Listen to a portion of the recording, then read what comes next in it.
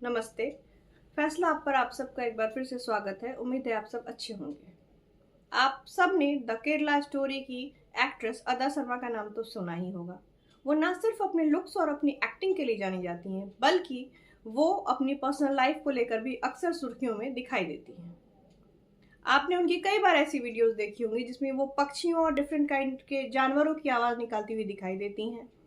कई बार वो पक्षियों को दाना डालती हुई और उनसे बात करने की कोशिश करती हुई भी दिखाई देती हैं। कई बार आप उनको एकदम मॉडर्न अवतार में देखोगे, वो एकदम दीवा लगती हैं, और कई बार वो एकदम से सिंपल लेडी, एकदम से एक ट्रेडिशनल लुक में आपको दिखाई देती है, जिससे फैंस अक्सर अचंभित हो जाते हैं। उसके अलावा वो कई बार बहुत ही मुश्किल श्लोकों का उच्चारण करती हुई, पूजा करती हुई दिखाई देती हैं। कई बार उनका क्लासिकल डांस देखकर भी लोग सरप्राइज हो जाते हैं कि वो आज के युग में इतना बढ़िया क्लासिकल डांस करती हैं। पिछले कुछ समय से अदा शर्मा दिवंगत एक्टर सुशांत सिंह राजपूत के फ्लैट में शिफ्ट होने की बात को लेकर खबरों में लगातार बनी हुई थी। उनसे कई बार बातें पूछी भी गई। उन्होंने बोला कि अभी फिलहाल ऐसा कुछ नहीं है, जब होगा तो मैं आपको ज़रूर इस बारे में बताऊंगी। तो अब फाइनली अदा शर्मा सुशांत सिंह राजपूत के उस फ्लैट में, जहां सुशांत सिंह राजपूत ने आखिरी सांसें ली थी, उस फ्लैट में शिफ्ट हो गई हैं। उसके बाद जब उनका इंटरव्यू लिया गया तो उस इंटरव्यू में अदा शर्मा ने बताया कि अक्टूबर 2023 में उन्होंने ये लीज साइन किया था इस फ्लैट का, और उन्होंने ये फ्लैट 5 सालों के लिए किराए पे लिया है।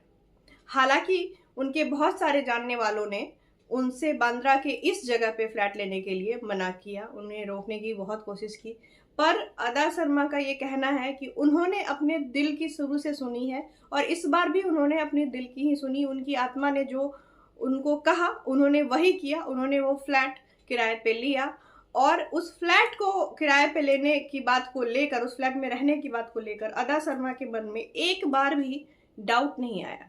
अदा शर्मा ने कहा कि वो वाइब्स को लेके बहुत ज़्यादा सेंसिटिव है।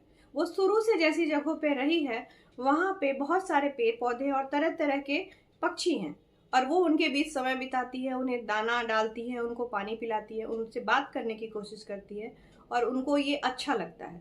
और जब वो सुशांत सिंह राजपूत का वो वाला फ्लैट देखने आई तो उनको वहाँ भी वही पॉजिटिव वाइब फील हुई। उनका ये कहना था कि जब वो पहली बार उस फ्लैट में गई थी तो उनको कुछ भी निगेटिव नहीं फील हुआ कि ऐसी कोई घटना वहाँ घटी है या ऐसा कुछ हुआ है। वहाँ से उनको बहुत ही ज़्यादा पॉजिटिव एनर्जी फील हुई, और इसीलिए उन्होंने वो घर लेने का डिसीजन लिया। हालांकि वो अपनी माँ और दादी के साथ उस फ्लैट में 4 महीने पहले ही शिफ्ट कर चुकी थी, पर शूटिंग की वजह से उनको वहाँ रहने का मौका नहीं मिल रहा था। अभी उनको छुट्टी मिली है कुछ दिन की, तो इसलिए वो वहाँ आके अपना समय बिता रही हैं। मुझे लगता है कि जितने भी मेरी तरह के फ़ैन हैं सुशांत सिंह राजपूत के, उन सबको ये न्यूज़ सुन के शायद कहीं ना कहीं अच्छा लगेगा, इसलिए मैंने इस टॉपिक पे वीडियो बनाया और आप लोगों के साथ ये इन्फॉर्मेशन शेयर की। क्योंकि सुशांत सिंह राजपूत एक ऐसा नाम है कि जब वो घटना हुई थी उसमें बहुत सारी चीज़ें फंसी थी, बहुत सारे सबूत थे जो हम लोगों को दिखाई दे रहे थे फैन को, पर बहुत कुछ टैम्पर किया गया ऐसा लग रहा था, बहुत कुछ हुआ उस समय। पर अभी भी अंदर एक टीस सी है कि किसी की जान चली गई, किसी मासूम की, और शायद किसी को कुछ फर्क ही नहीं पड़ा, उसको न्याय तक नहीं मिला। किसी की जान चली गई और उसको जस्टिस आज तक नहीं मिल पाया है।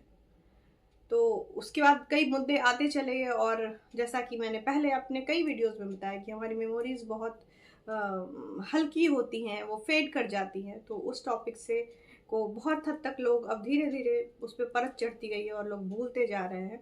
पर मुझे लगता है कि साल, 2 साल, 3 साल, 5 साल, 10 साल, कभी भी, पर मुझे लगता है कि इस एसआर के साथ जो हुआ था वो सही नहीं था, और उसमें जो लोग कल्प्रिट थे उनको सज़ा मिलनी चाहिए, उसकी इन्वेस्टिगेशन फिर से होनी चाहिए। बट एनीवेज, अगर आपको मेरा ये वीडियो अच्छा लगा हो तो इसे ज़्यादा से ज़्यादा शेयर कीजिए, लाइक कीजिए। अगर आपने मेरी चैनल को सब्सक्राइब नहीं किया है तो मेरे चैनल को सब्सक्राइब कर लीजिए। अगर आपको मेरी और भी वीडियोस देखनी है तो आपको उनका पता चलता रहे फ्यूचर में, इसके लिए बेल आइकन ज़रूर प्रेस कर लीजिए। तब तक के लिए अपना और अपने अपनों का ज़्यादा से ज़्यादा ख्याल रखिए। जय हिंद, वंदे मातरम, जय श्री राम।